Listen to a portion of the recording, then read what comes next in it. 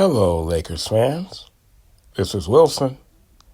So I'll get into the Lakers head coaching circus, fiasco, whatever you'd like to call it. I'll get into that in a minute, but I wanted to start with the news that I woke up to this morning, like many others, that Jerry West passed away this morning, Wednesday, June 12th, at the age of 86. Jerry West, of course, the logo himself. What an amazing basketball career this man had. And I'd just like to, for anybody watching or listening that, maybe some of the younger fans that don't know exactly how how brilliant this man was as a player and as an executive, and what he meant to the Lakers franchise. I'd just like to run down a list of his achievements, of his career. So, a three-time Hall of Famer as a player, of course, and playing for the Lakers for 15 seasons. As an Olympian, as a member of the 1960 Olympic team, and as a contributor slash executive, which he was going to be inducted this year. He'll still be inducted, but unfortunately he won't be there. Mr.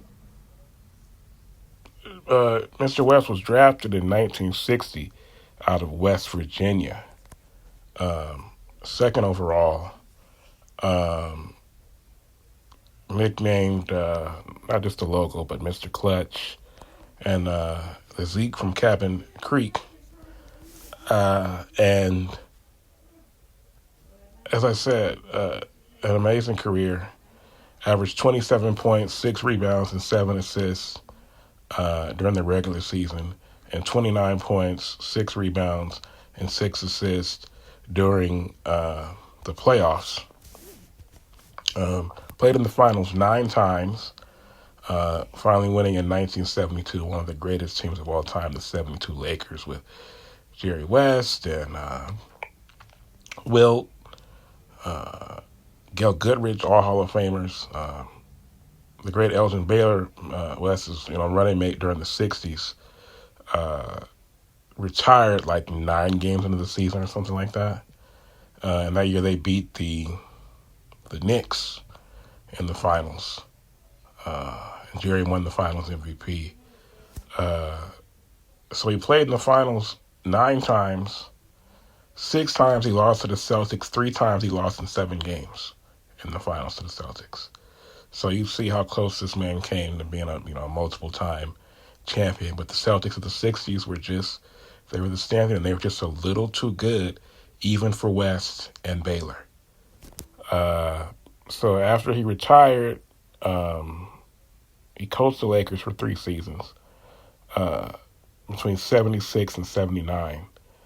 Or it was 77, 78, and 79, which was the first season. That was the year that they made the conference finals, but lost to Bill Walton and the late Bill Walton. It's funny how this, like they say, death comes in threes. I'll talk about T.J. Simers in a bit. I don't want to forget. But yeah, so Bill Walton and then Simers. Well, I guess Simers was a journalist, but still 3 people that left their mark on sports. And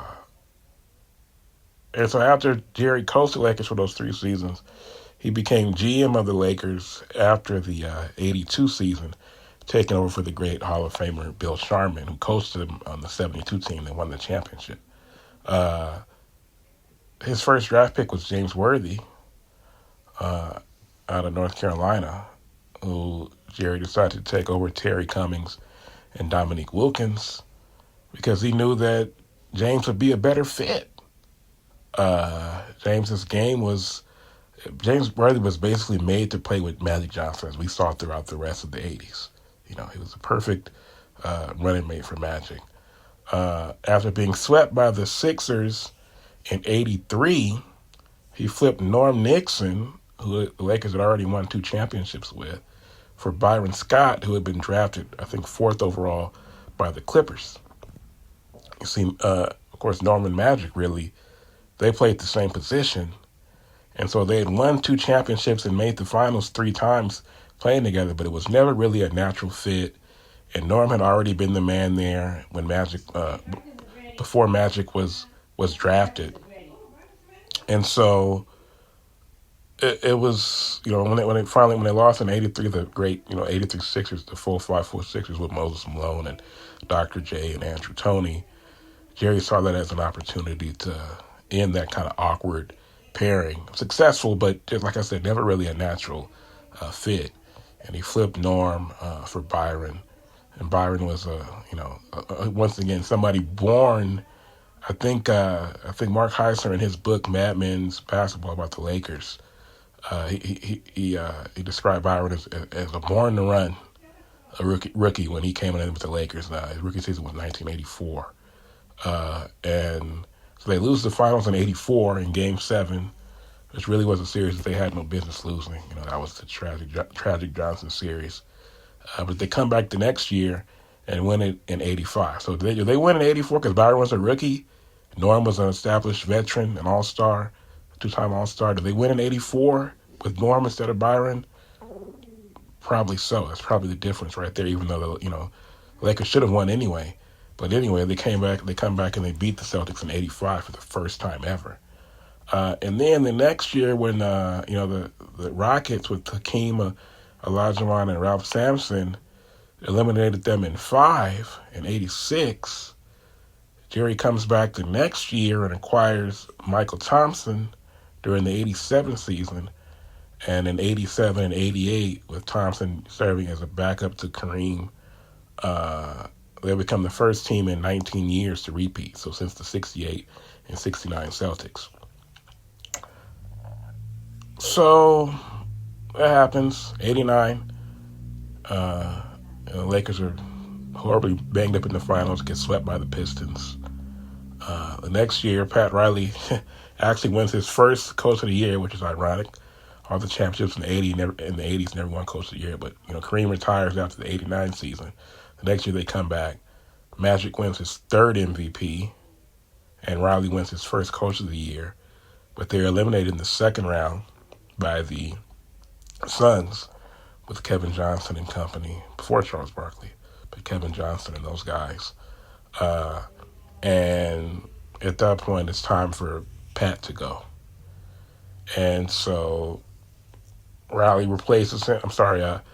Jerry replaces Riley with Mike Dunleavy, who at that point, I don't think had been a head coach. I feel like he had been an assistant in Milwaukee under Don Nelson, I think. And the Lakers go back to the finals in '91. Can't forget in '89, Jerry had found Vlade Divac, drafted him 26th overall in the first round. And that was at a time when, foreign-born players, international players, were not yet a commodity like that. And Jerry found Vlade Divac, and we know Vlade Divac would pay dividends some years later. I'll get to that in a second. The Lakers, get to the finals. They beat Portland in '91. Famously, Magic Johnson in Game 6 gets the rebound and throws the ball backwards and allows the clock to run out to 1/10 of a second. Really, the clock should have run out, but there was a clock malfunction. That's the only reason there was even that 1/10 of a second left. But Magic in his brilliance. But then, of course, by that time, it was Michael Jordan's time. And the Bulls won in 5 in '91. And that November, Magic Johnson announces that he has HIV, and he's going to have to retire from the Lakers.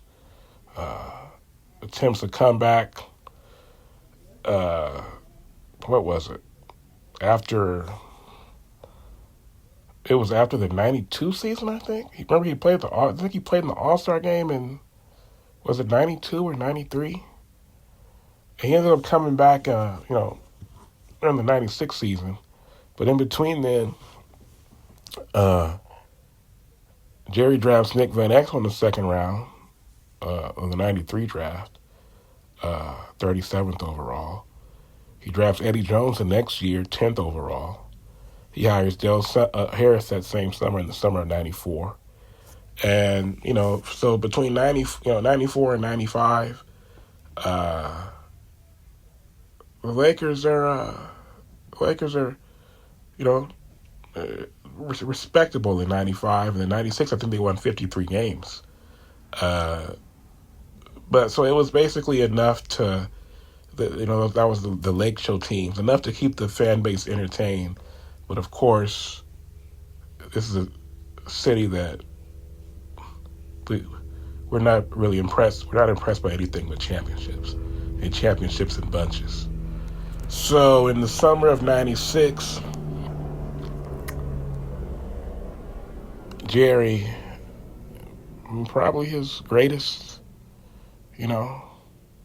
feat as an executive, signs a 24-year-old Shaquille O'Neal. Probably Shaq and LeBron, the two most prized free agents in the history of basketball. Shaq in 96 and LeBron in 2010. He signs Shaq and he flips Vlade for a 17-year-old precocious teenager by the name of Kobe Bryant, who the Hornets drafted him and traded him to the Lakers. And Jerry, of course, Jerry saw. I don't think Jerry wasn't the only person who realized that Kobe was special watching him in those workouts, but he was a guy who was able to, maneuver Kobe to the Lakers with the help of Arm Tellem. And that same draft in the first round, later in the first round, he drafts Derek Fisher. Halfway through the 97 season, he trades for Robert Horry. Then that offseason, he signs Rick Fox. Now, these are the years 97, 98, 99. The potential is there. The talent is there. It's probably the most talented team in the league. You have Nick, you have Eddie, you have young Kobe, you have Rick Fox, you have Robert Horry, you have Shaq, you have Eldon Campbell. You have all these guys, but they can't get over the hump. In 97, Kobe's rookie year, he airballs those 4 threes. And they lose in 5. The next year, they get swept. The next year, Dale Harris gets fired during the season. Kurt Rambis comes in as the head coach. They sign Dennis Rodman. They go on a 10-game winning streak. But at some point, Rodman he had no respect for Rambis, and they just had to cut bait. So, and they end up losing in the playoffs to get swept again. And so in back-to-back years, they get swept in 99 by the Spurs.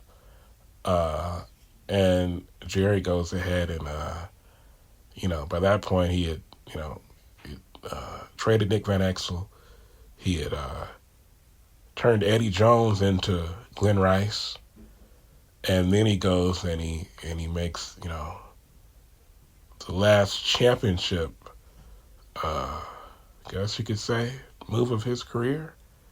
Unless you want to count him giving us power in 08 for us to win 2 more titles. But he hires Phil Jackson, who had won 6 titles, of course, with the Bulls. Took a year off.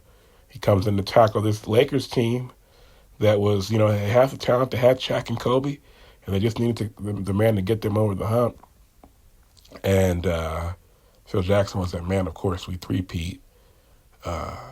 And we go on to win 5 championships with Phil Jackson as the head coach. I mentioned that in 08 when Jerry, because, Phil and Jerry basically clashed from the beginning because, Jerry was used to being, Jerry West had been the man in Los Angeles for the longest time. Phil Jackson comes in, he already has 6 championships, and he basically, gave Jerry West the cold shoulder. There's a famous story of Jerry being in the locker room after the game and Phil, asking him to leave. And, from that moment, that was pretty much the end of Jerry West's tenure with the Lakers. And then he goes to Memphis a couple years later, and he builds them into a playoff team. As I said, get to this power to wait to allow us to win 2 more championships and make we made three straight finals, won back-to-back titles. I think that Jerry West belongs on any Lakers Mount Rushmore. So if you're just talking players, I'm going West, Magic, Kobe, and Kareem. With Shaq and Elgin Baylor being the next guys up for what they did.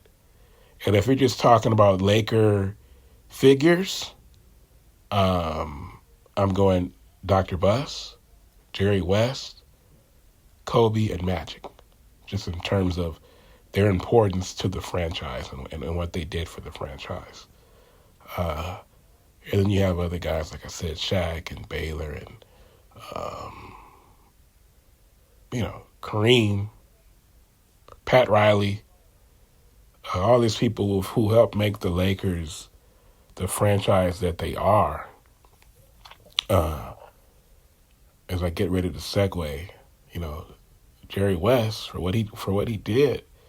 It's like Jeff Pearlman said, how impressed he was that the Lakers after the run that they had in the 80s could have very easily become just, like another team that had this dynastic run and then never really reached that level again. And Jerry West is, a big part of the reason that didn't happen. Dr. Buss never really got involved in basketball decisions because he knew that Jerry West was the best at making basketball decisions. And so for what Jerry West did to go from the end of Showtime and create the Shaq-Kobe dynasty, which would extend into the Kobe Gasol years, and Phil Jackson being there for all 5 championships. What the man did was absolutely amazing. And there's a reason that he is the logo, that his silhouette is the official logo of the NBA. And he will live on through that logo and through, what he did for the Lakers organization to make them as, I remember reading that when Riley left, Dr. Buss saying that there are certain people that he feels like helped make the Lakers not just a basketball franchise, but the basketball franchise. And he's tried to reward them in monetary terms. He said Magic. He said he knows Magic. Magic is somebody who understands that. Kareem is somebody who understands that. And Pat Riley was somebody who understood that. But Jerry West is somebody who's done as much for the Lakers franchise as anybody. And it's a shame that, first of all, the situation that happened with Phil Jackson, that never should have happened like that. And then, even later, in more recent times, some of the issues that Jerry had with the franchise and with, he said there were tickets that, like season tickets or seats that he was, that Dr. Buss guaranteed him, for life, and they were taken from him somehow. And I just think it's just really unfortunate, and it was really it was upsetting to me that Mr. West was made to feel that way by the organization, that he did so much in helping shape that organization and making it what it is. So rest in peace to Jerry West. And as I segue here to the situation with the current modern day Lakers, and all this happened in the 2 weeks since we last recorded. Actually, basically, there wasn't much going on until Thursday. When out of nowhere, it had been, okay, JJ Redick, he's going to be the guy to be the next head coach of the Lakers. And out of nowhere on Thursday, Woj says that Dan Hurley has been the target all along, and the Lakers are making an aggressive push to sign him. The offer was 6 years and $70 million. And Dan Hurley turned it down on Monday. And, I saw it coming. Um, I could tell by the, on the day before, or I think was it Saturday maybe? When he said he was going to make his decision on Monday, I knew then that he was going to stay at UConn. Because if he was going to take the Lakers job, he would have taken it. He wouldn't have to wait a couple days to make a decision. He would have already made the decision. So, and it's funny because it's like a Shams versus Woj war, where Shams and Anthony Irwin, they had been saying Redick, and then out of nowhere here comes Woj with Dan Hurley, and Shams took offense to that, and Irwin was kind of like on his heels and kind of trying to cover himself. And as it turns out now, Brian Windhorst has said that the Lakers have actually had minimal contact with Redick. And I saw where Woj said that the Lakers, Redick is still a candidate, but the Lakers have not had a formal meeting with him yet, a formal interview. So where do we go from here? Redick, James Borrego, Sam Cassell, Jay Wright has been mentioned. Mitch endorsed Sam Cassell, on the podcast. They say they hope to hire a coach before the draft on June 26th. Well, that's 2 full weeks from now. Vincent Goodwill said that JJ Redick may not want the job because of the circus that's associated with the Lakers organization. And it's funny because all this ties into LeBron. And, everybody keeps saying, even then, we talked about it in the last episode, Rich Paul going on TNT and saying LeBron is a free agent. And the little interview he did with Chris Haynes saying that the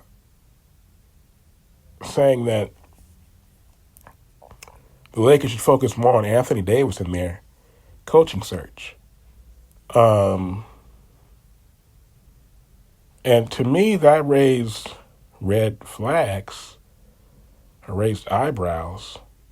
Shane Murray got on the podcast and said that basically LeBron is using free agency as a ploy to recruit a third star, at the Olympics, maybe something like that. Because basically, if LeBron is signed to the Lakers, then that's tampering, right? But if he's not signed to anybody, right, then what is it? I guess it could still be tampering, though, because remember when Kawhi got Paul George to force his way out of Oklahoma City? Kawhi was a free agent, but really that was still like tampering, though, wasn't it? So, but the way I look at it is, of course, Dan Hurley, he has great things going for him there at UConn. They won 2 straight national championships. But as Stephen A. was saying, being the man in college basketball today is not the same as it was 20 years ago when Coach K turned down the Lakers, when the Lakers offered him 5 years, $40 million to coach a team after Phil Jackson was let go the first time. So, and he's correct. It's not. It's a different. It's not as much juice associated with it. And I'm sure Dan Hurley's having a great time, but it's not the same as being Coach K at Duke back in the day, Bobby Knight at Indiana, Dean Smith at North Carolina, right? It's just a different climate. It's a different landscape, as Stephen A. said. So what I'm thinking is, did Dan Hurley turn down the Lakers not because he hasn't so good at UConn? Is JJ Redick perhaps not really interested in the job because of the circus? Or do they not want the job because they know that LeBron is leaving? That's the way I'm looking at this. And I don't know, man. I don't know. Everybody keeps saying, like I said, he's staying. But he's been quiet, man. And he went to that game in Cleveland, and then Rich Paul said the stuff that he said. And, LeBron is the type of guy, he gets bored of being in one place. Look, he played 7 years in Cleveland. He played 4 years in Miami. He played 4 years in back in Cleveland, and now he's played 6 years with the Lakers. So it's just about time. If you look at the pattern of his career, it's just about the time. It's really past time for where he gets antsy and decides that he wants to go and play somewhere else. Now I get it, and this is the best argument that I've seen for why he wouldn't leave. Is that basically, if someone wrote, I forgot who it was a couple weeks ago, that the best argument being made for why he won't leave the Lakers is basically if he were going to, he would have done it already, right? Or he wouldn't have come here in the first place. Because when he came here, this was not a team that was a contender. They hadn't made the playoffs. He comes here in 2018. The first season was 2019. They hadn't made the playoffs since 2013. And they had young players. And his first year, they missed the playoffs. And he gets hurt for the first time in his career, really. And then, of course, that summer after that, they trade for AD. They won the title in the bubble. And since then, it's been up and down. 2021, I thought they had a chance to, really to repeat. But LeBron and AD were hurt. Ended up losing in the first round, right? The next year, they trade for Westbrook and missed the playoffs entirely. Last year, 2023, they, under the Westbrook trade, bring in D'Angelo Russell, all the guys, make the conference finals. Hey, that was good. It was up with Darvin Ham. And then this past season, they lose in the first round. And Darvin Ham gets fired, and now they're back looking for another head coach. So since he's been here, he's already played for 3 head coaches. This will be his 4th head coach if he stays. So basically, it's like the argument is, if you were going to leave because you want a better chance to win a championship, he would have already done that. And we know that he came here in the first place. Obviously, it wasn't to compete for championships. It was because it was to live in L.A. and further his business interests. And I'm sure he does live in L.A. And Windhurst said that he's building a $100 million compound, and he loves playing for the Lakers and all that. But at the same time, it's the type of guy that let's say he re-ups for 3 more years. That'll be 9 years that he played for the Lakers consecutively. He's never played 9 straight years for a franchise before. So I'm just saying, man, you better be on the lookout for that, man. Philadelphia, I believe they have the cap space to sign him outright. So, like I said, my guess is that, I don't know. If I had to bet, I'd probably bet that he would stay, despite what I've said, because he is so old. He'll be 40 years old on December 30th. And it's like, it would be kind of crazy if he were to up and leave. But at the same time, LeBron is not a normal person. He's the first person to, bounce from team to team as a superstar in his prime, by his own decisions, So I don't know. We'll have to see what happens. But I just think it's interesting. It's kind of like one of those situations to me. Everybody keeps saying this. People hate being wrong about their reporting and what their belief was. So even if it's, it would take a lot for people who were reporting one thing to start to backtrack on it. It's just like I said, Anthony Irwin doing damage control when the Dan Hurley news came out. Shams doing damage control when the Dan Hurley news came out. So we'll have to see what happens. Keep an eye on LeBron though. And then I mentioned T.J. Simers uh, and his passing from a brain tumor. I think he was 74. Uh, T.J. Simers is a guy who, you know, growing up in Los Angeles, I love reading his page two columns in the L.A. Times. Um, the glory years of the Shaq Kobe era with you know LA Times had Tim Brown on the beat, Bill Plaschke is the lead columnist, J.A. Donde doing his thing, uh, Mark Heisler, one of my favorites, doing the he was the the lead NBA columnist, and then you had T.J. Simers doing his thing in page two, uh, and it was just uh, I love that Simers he I love the the back and forth, like these sort of sagas that he would uh, write, concerning his containing his his interactions with Kobe, with Phil Jackson, with Pete Carroll, when Pete Carroll had USC rocking.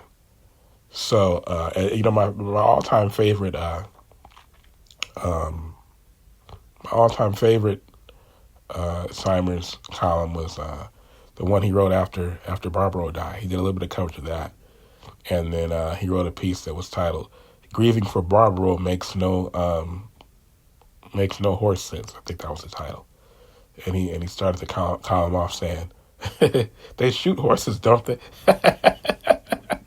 Well, you remember how everybody was.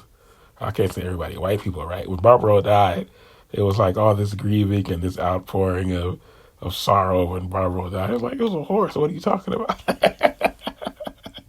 But TJ couldn't understand it.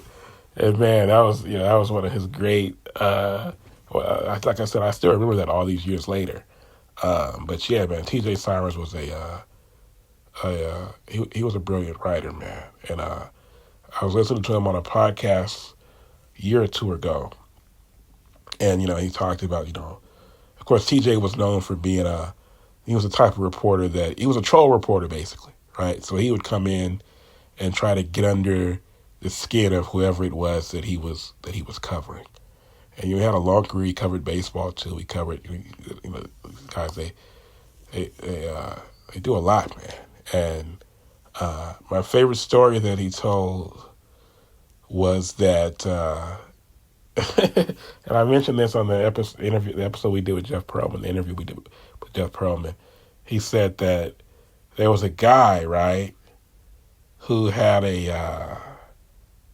I think the baseball had been signed by Willie Mays, I think, and the guy had the baseball, and it was Willie Mays or Bobby Bonds, but I think it was Willie Mays, and he was hoping that um, that Barry would sign the ball too, right? And the guy would have a baseball that was signed by Barry Bonds and Willie Mays. So he says, I guess like the Giants or whatever, they're getting ready to leave, hop on the team bus and leave. I think they had like batting practice or something like that. And the guy throws the baseball over the fence to Bonds, hoping Bonds would sign it.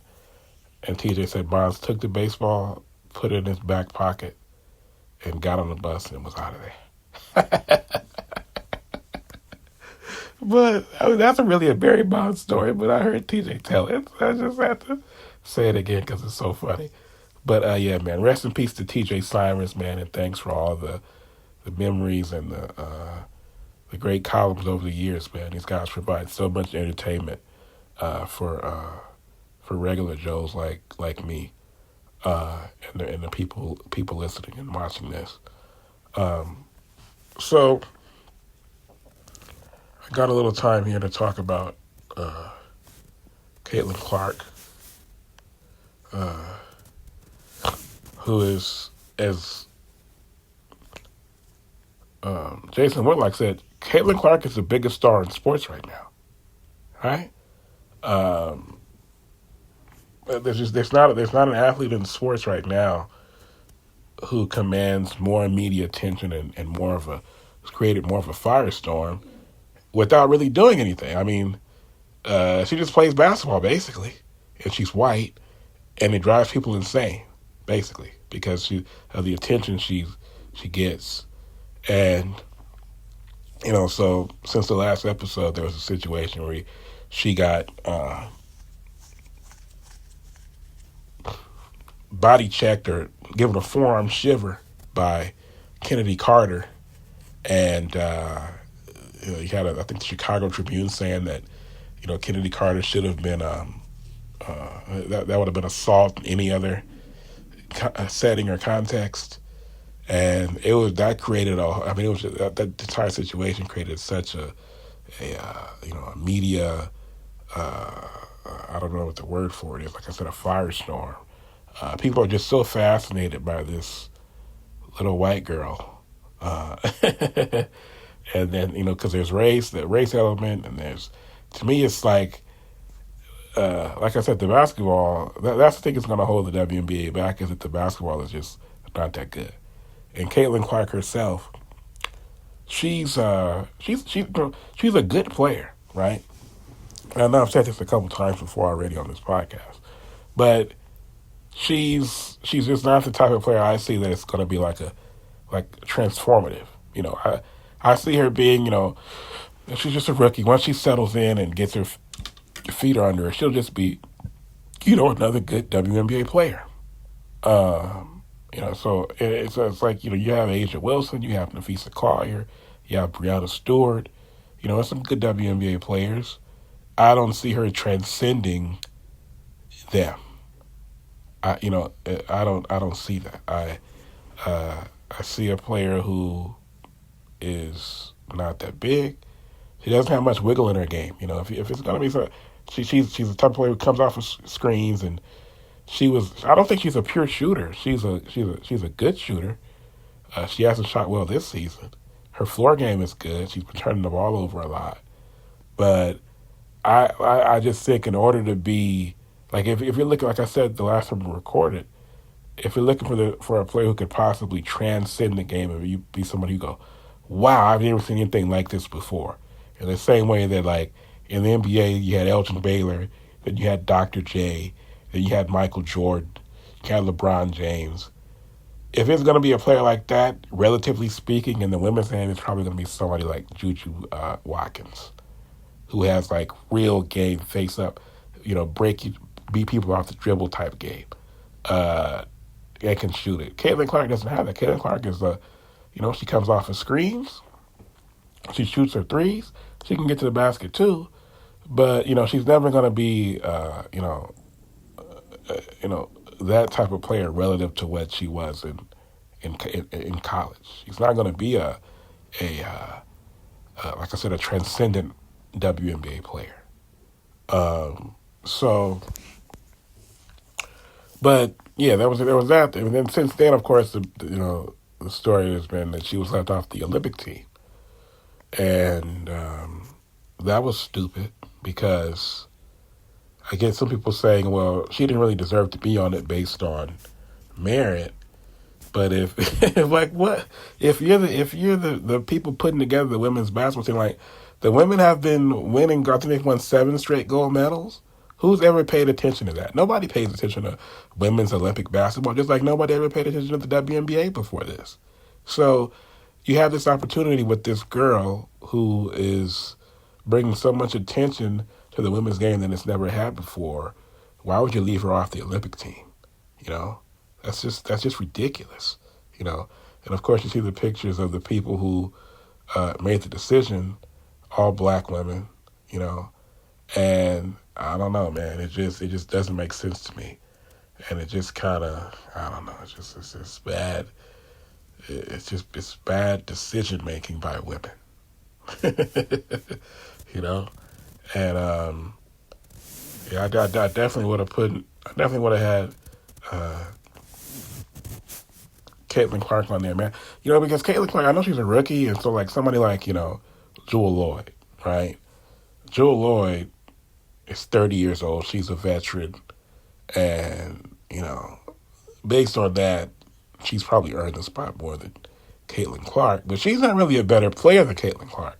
So that's who I would have taken. I would have taken Jewel Lloyd off the team, and I left her off the team, but I would have put Caitlin Clark on there, you know? And then instead they're going to, Caitlin Clark, at least she's a class act and she'll represent the country well. They're going to have Kalia Copper's ghetto ass on there with her bad attitude. It's a disgrace. So, you know, once again, the WNBA, as Vito said, they dropped the ball, man. You know?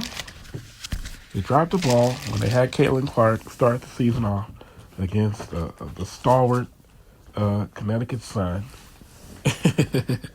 Then, as Shane said, they should have had that game against the Sparks on national TV. They didn't, and now they leave her off the Olympic team. So it's just error after error after error.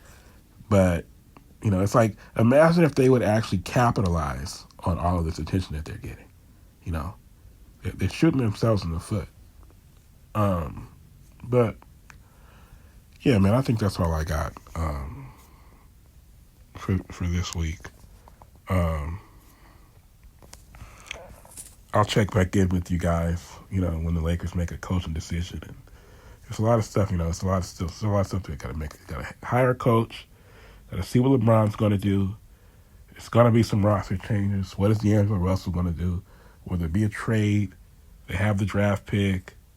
It's still a lot to figure out this offseason. Hopefully, next time the guys will be with me, so I can get their perspectives. But until then, before I get out of here, just a few reminders. If you're watching this on YouTube, hit that subscribe button next to the Complete Podcast Network. If you prefer the audio version, remember to rate, review, and subscribe to the show on Apple Podcasts. The show is also on Anchor, Spotify, Google Podcasts, Stitcher, iHeartRadio, and every other major podcatcher. Make sure to follow the show on Twitter and Instagram at TC Pod Network and to like it on Facebook. Just search for the Complete Lakers Podcast. And finally, send feedback and mailbag questions to CompleteLakersPodcast@gmail.com. I am out.